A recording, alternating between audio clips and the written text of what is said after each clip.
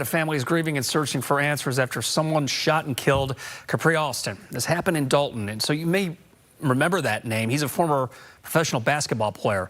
Leslie Marino is live in Dolton tonight. He played professional basketball in 8 countries: England, Argentina, Uruguay, Chile, Indonesia, the Philippines, Bolivia. He won a championship on a different continent. He crossed oceans for the sport he loved. He came home to Chicago, and on a Thursday night in May, less than a mile from where he grew up, a confrontation outside a lounge took everything. But what his family said on camera the next morning, that is where this story really begins. Crime pattern exists for stories that deserve more than a headline. This is one of them. Stay with me. Before we go any further, I need you to hold on to something. The family of the man at the center of this story made a statement on camera within hours of identifying his body. It was not grief talking. It was a specific warning aimed at a specific place with a specific history. I am not going to tell you what it was yet, but when we get there you will understand why I brought it up now. His name was Khapri Alston. People who knew him called him Big Kap. He was born July 1, 1994, on the south side of Chicago, Illinois. His father is a pastor named Khapri Alston. There is something particular about growing up in a home built around a man who stands in front of people and tells them the truth even when it costs something. Khapri grew up watching that. It shaped him in ways that will matter before this story is over. He went to Thornwood High School in South Holland, just south of the city. He was big, 6 feet 6 inches, a power forward who understood early that the body was a tool and tools had to be maintained. He was good enough at Thornwood that people took notice. Good enough that after graduation he went to Midwestern State University in Texas on a basketball scholarship. He graduated in 2016. Most players at that level stop there. The NBA does not call. They go home. They find something else to do with the years they spent in the gym. Khapri Alston did not stop there. He made a decision that takes a particular kind of will to make. He packed his career and he took it to places most American players never consider. England first, then Argentina, then Uruguay, then Chile, then Indonesia, then the Philippines, then Bolivia. 8 countries across nearly a decade. Not as a traveler, as a professional, as the man teams called when they needed someone to change a season. In Chile in 2019 he led CD Valdivia to the Liga Nacional Championship, a team in South America with a player from the south side of Chicago at the center of everything they did that year. His teammates knew it. The people who covered that team knew it. That same year he traveled to the Philippines and played for the Terra Firma Dipe in the PBA Governor's Cup.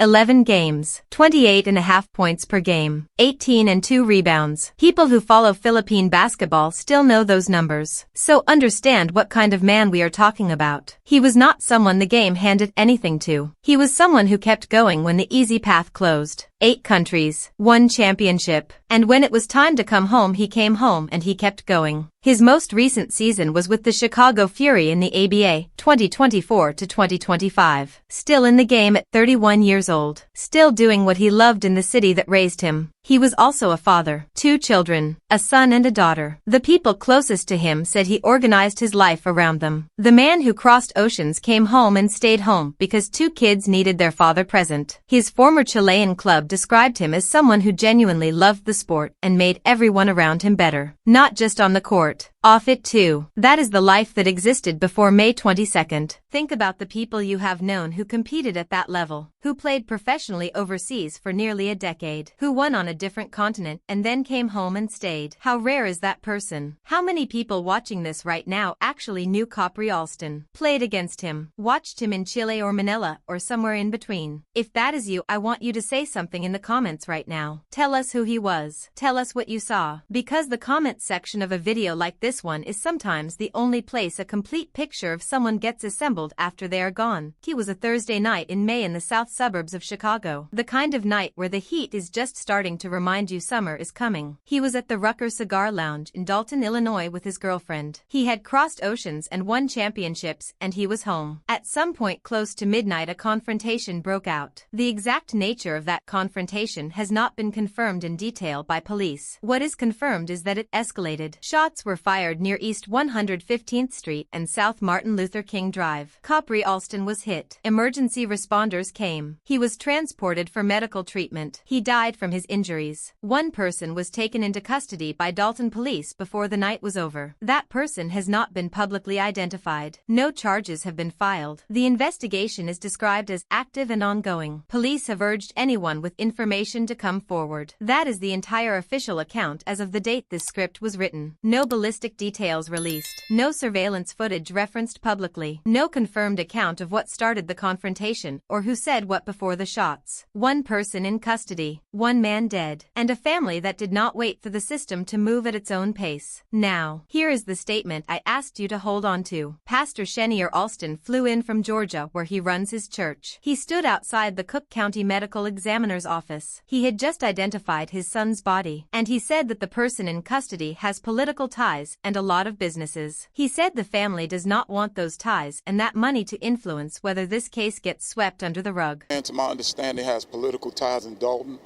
and not only have shown political ties, but a lot of businesses, and we just don't want his political ties and his money to influence where this is swept under the rug. And, it's just, my son is just not he's not going to be a casualty. We want justice for our son.